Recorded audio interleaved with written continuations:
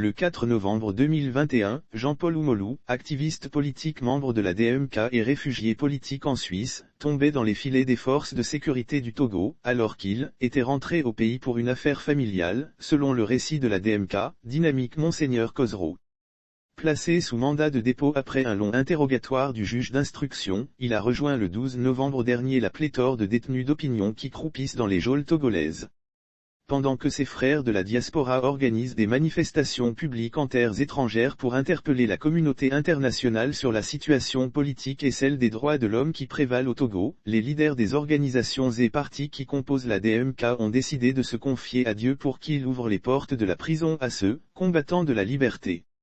Dans ce sillage, une messe sera dite ce mardi 16 novembre 2021 en la paroisse Cristo Risorto de Ezra-Naoé, Lomé, pour implorer l'action divine en faveur de l'élargissement de tous les détenus politiques togolais en général, et d'Oumolou en particulier.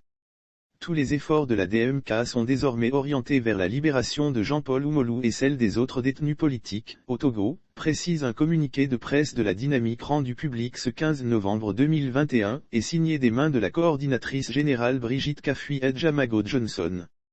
Déjà, vendredi dernier, Dame Adjamago, Nabudji Abourahima, Gérard Jossou, Gérard Adja et d'autres responsables de la Dynamique s'étaient unis d'intention pour la même cause à la mosquée de Kakaveli, Lomé, malgré des pressions politiques selon leurs témoignages. Selon le communiqué de la DMK, rien ni personne ne pourront arrêter les membres de cette dynamique dans leur désir ardent d'alternance et de démocratie au Togo. 4 chefs d'accusation ont été retenus contre Oumolou, activiste qui a inondé les réseaux sociaux de plusieurs sorties politiques depuis plusieurs années. Il lui est reproché de faire l'apologie du crime, d'outrage à l'autorité publique, d'insultes contre les autorités et d'appel au peuple et à l'armée à l'insurrection. Selon certains avis judiciaires, l'activiste encourt une peine allant jusqu'à 20 ans de prison.